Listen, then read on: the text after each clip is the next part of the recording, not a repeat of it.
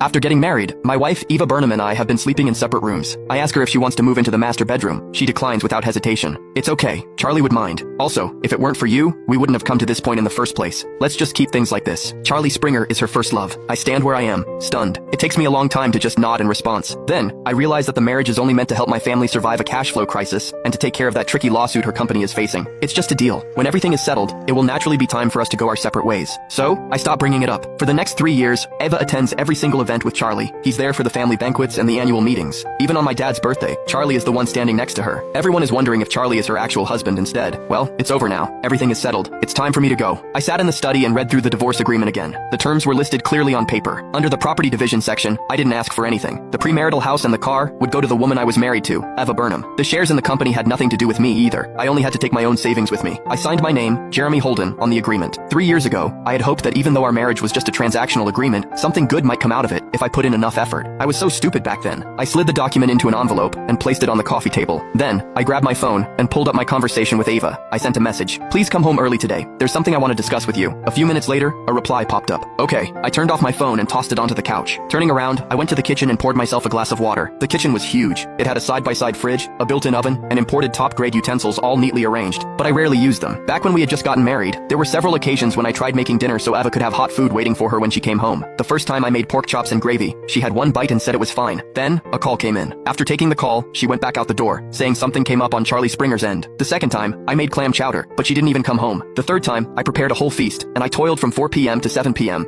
Eva came back this time, but with Charlie in tow. The two were chatting as they entered the house. When Eva saw the feast on the table, she was stunned for a moment. Then she said, "We already have plans to eat out." Standing behind her, Charlie looked at me and smiled. That must have been a lot of work. Even now, I felt my stomach churning when I recalled that smile. After that, I never made any meals. The clock struck 7, but Eva didn't come home. At 8 p.m., she still wasn't home. It was already 9 p.m. when I received a notification. I glanced at my phone. It was a message from Eva. Something came up with Charlie, so I'll be home late. Go get some sleep. Don't wait up. I stared at the message for a long time. There it was again. Go get some sleep. Don't wait up. I had gotten quite familiar with those words over the past 3 years. Every time it happened, it always had something to do with Charlie. There was always something going on with Charlie, and Eva always had to do something about it. She had to be there for him when he got sick, got upset, moved houses, and even when he got a cat. Once, Charlie was craving cakes from a bakery on the other side of the city. Eva drove 40 minutes just to get those cakes. Then, she brought them to his apartment and only went home when he had finished eating.